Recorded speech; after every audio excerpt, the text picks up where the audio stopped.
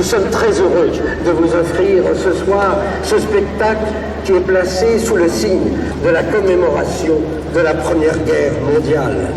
Vous serez sans doute près de 80 000 à 100 000 à participer pendant ces quelques jours. Oui, nous avons souhaité vous accueillir dans les meilleures conditions. Aussi, à l'issue de ce beau spectacle, nous ferons appel à votre générosité. Merci de nous aider à avoir rendu cela possible et surtout merci d'avoir permis un accès gratuit pour tous. Alors à l'occasion de ces commémorations, oui, que la Dame de Cœur soit notre messagère de paix auprès de toutes les nations. Je vous dis bonne soirée à tous. Merci.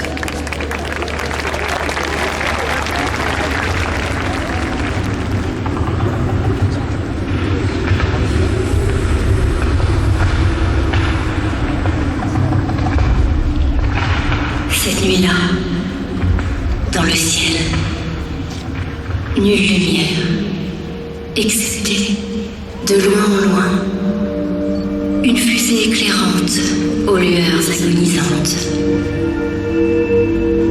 À mes côtés, gisant, un jeune homme d'à peine 18 ans. Malgré le froid, j'épongeais son front, perlé d'une sueur de douleur. Je n'oublierai jamais ces mots qui changèrent ma nuit, illuminèrent ma vie. Je sais qu'en ces jours, ces portes sont closes, ces beautés protégées de la folie des hommes. Mais j'aurais tellement aimé la voir, Notre-Dame, Notre-Dame de Paris.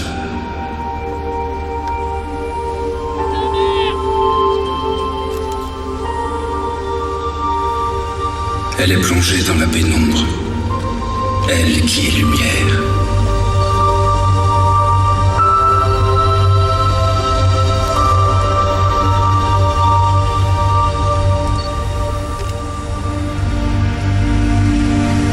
Sa peau est dorée, blonde comme les blés. Elle est belle, la première saluée par le soleil sur l'île de la Cité.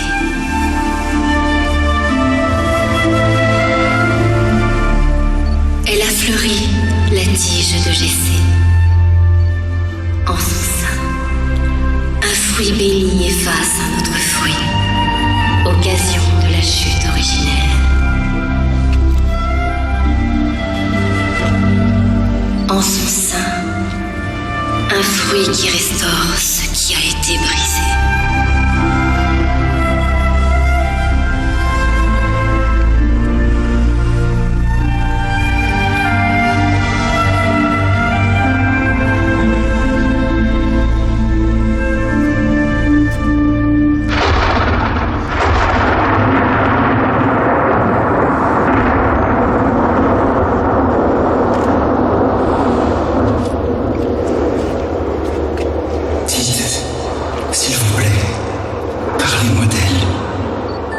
Comment dire non quand il s'agit de Notre-Dame? Les abîmes n'étaient pas encore et déjà elle était conçue. La Vierge Mère, trône de la sagesse. 800 ans et toujours des travaux. Il n'est jamais achevé le chantier du salut, le grand chantier des âmes.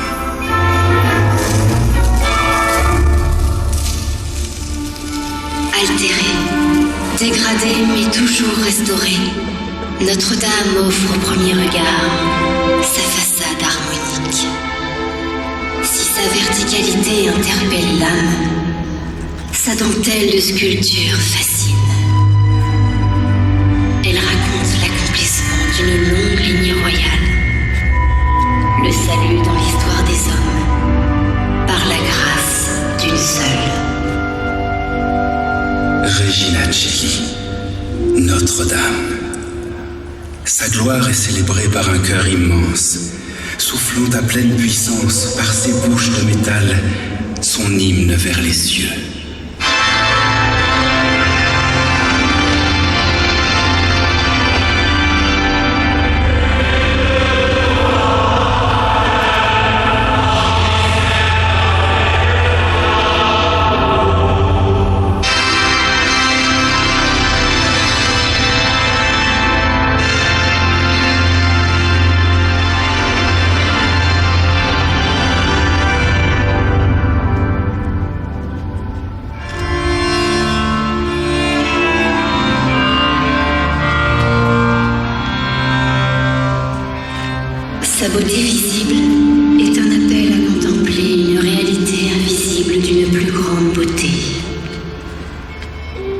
Depuis des siècles, en son cœur minéral, une chose ne change pas. Sa lumière intérieure. Une fragile lueur, veilleuse d'une mystérieuse présence. Une flamme accompagnée par des milliers d'autres. Flamèches incertaines pour une foi vacillante, laissées dans le sanctuaire pour suppléer les prières tout juste murmurées.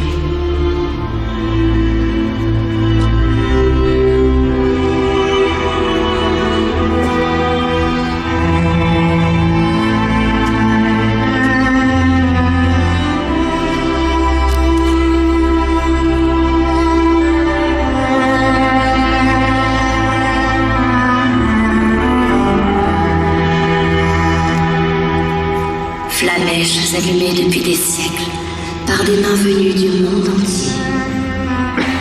Des mains de passage, éprises de beauté, des mains incrédules, des mains souffrantes, des mains abîmées mais brillantes,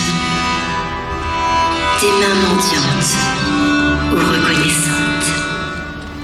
Je voudrais moi aussi déposer une bougie, comme le premier hommage, celui des plus pauvres, des humbles bergers, dans la première cathédrale d'humilité. Nous irons ensemble et nous prierons pour la paix, à l'appel des cloches de la tour nord.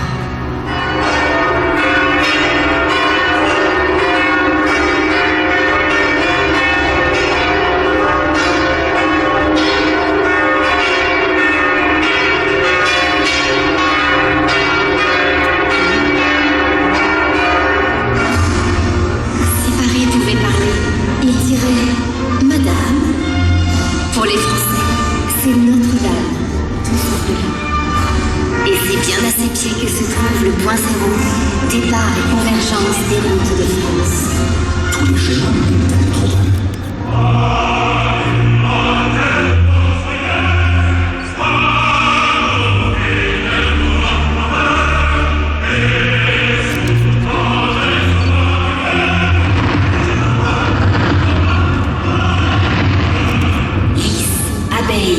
Aigles, cocardes, tous les régimes ont tenu à utiliser le vénérable édifice pour leur terrestre solennité.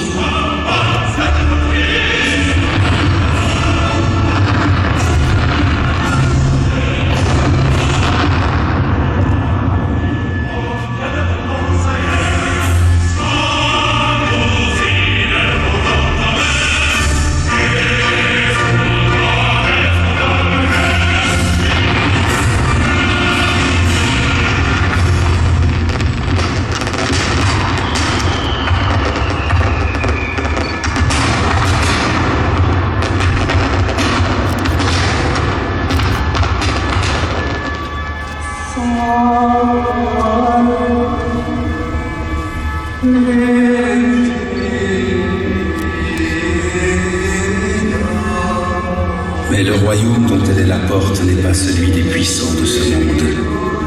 Le pouvoir du siècle s'arrête aux portes du sanctuaire. À l'intérieur, asile des condamnés, refuge des pécheurs, c'est le domaine de la Dame de cœur. Même les rois y sont à genoux. L'astre du jour révèle les pétales de 3 fleurs de verre, narrant une millénaire attente, une incarnation bienheureuse et un achèvement, une parousie lumineuse.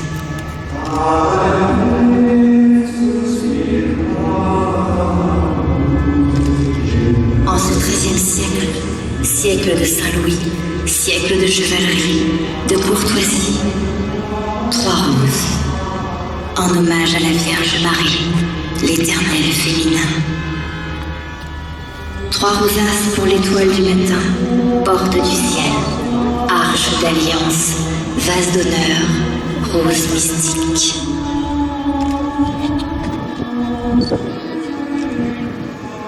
Salut, Reine de miséricorde.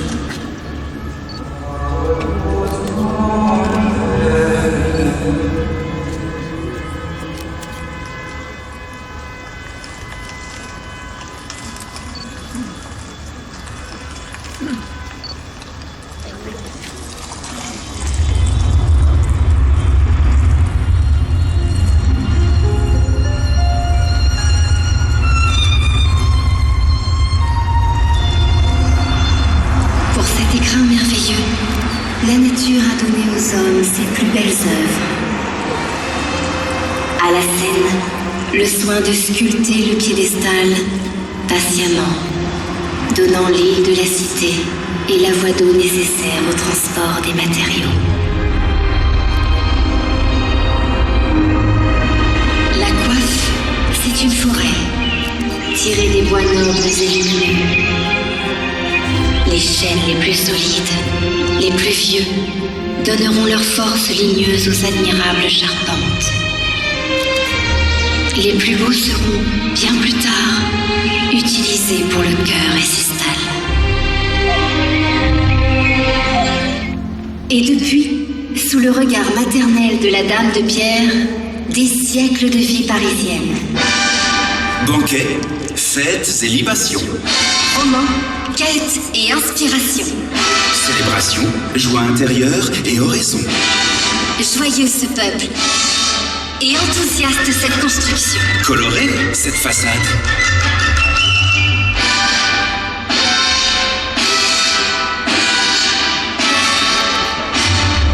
Maison de Dieu avant tout, maison du peuple assurément. Église des grands deuils et des grandes victoires, église des actions de grâce et des grandes douleurs, qui mieux qu'une mère peut rassembler ses enfants.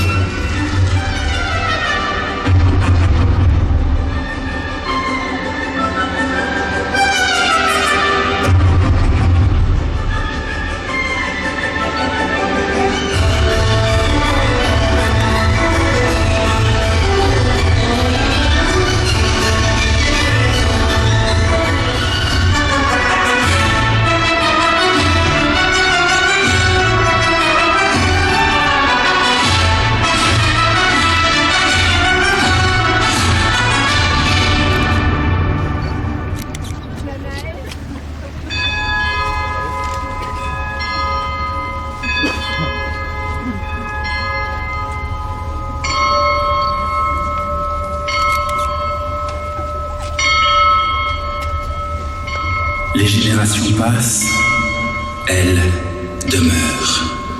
Quel est le secret de sa jeunesse? Elle provient d'un équilibre merveilleux.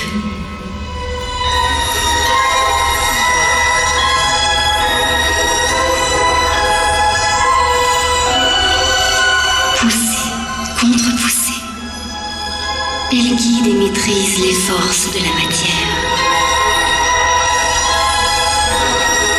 En elle, l'élévation s'appuie sur l'attraction. La grâce sublime la gravité. Nul combat intérieur, nulle pesanteur dans le sanctuaire.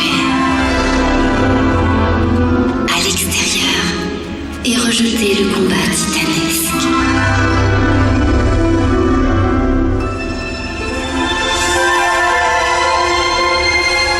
Les architectes, serviteurs d'une théologie de la lumière, ont édifié une nouvelle cité sainte. Image de la Jérusalem céleste, elle scintille du feu de ces pierres précieuses.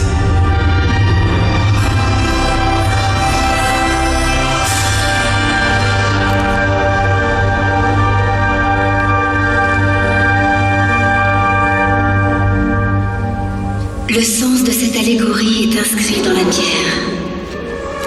Sa robe est un rébus de nombre et de géométrie. Ainsi l'ont voulu ses élèves bâtisseurs, Maurice puis Eudes de Sully.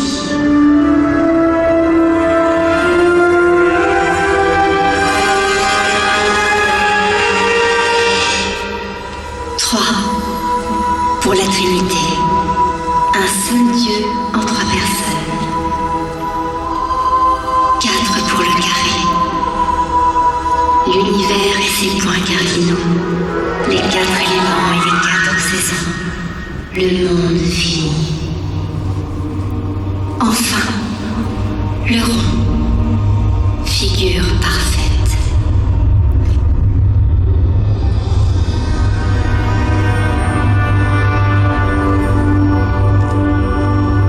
L'infini, l'éternel. Au cœur du carré, le cercle.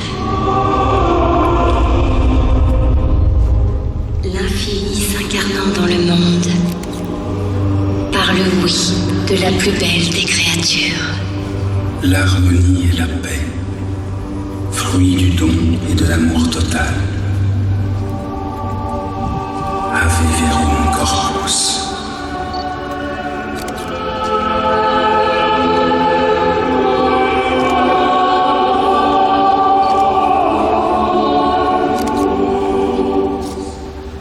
Ce furent là ces derniers mots. Le reste, je le lus sur son visage. Les arts et les beautés visibles s'effacent. Le premier ostensoir le guide vers le secret et l'âme du monument, vers le Saint des Saints, vers celui qui est de tout temps.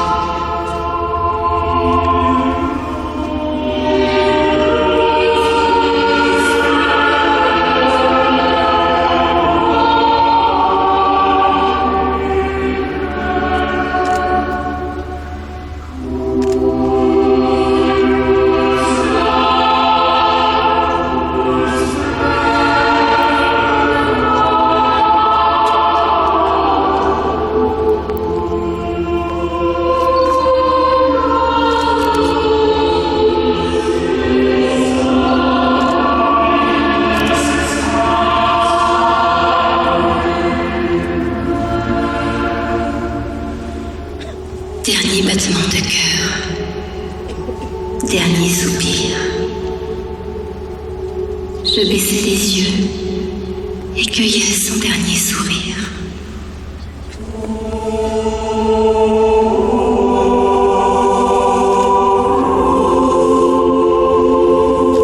La souffrance quitta ses traits.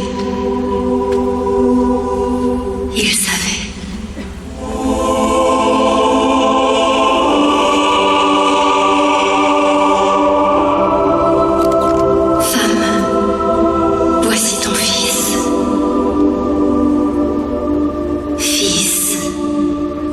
Voici ta mère.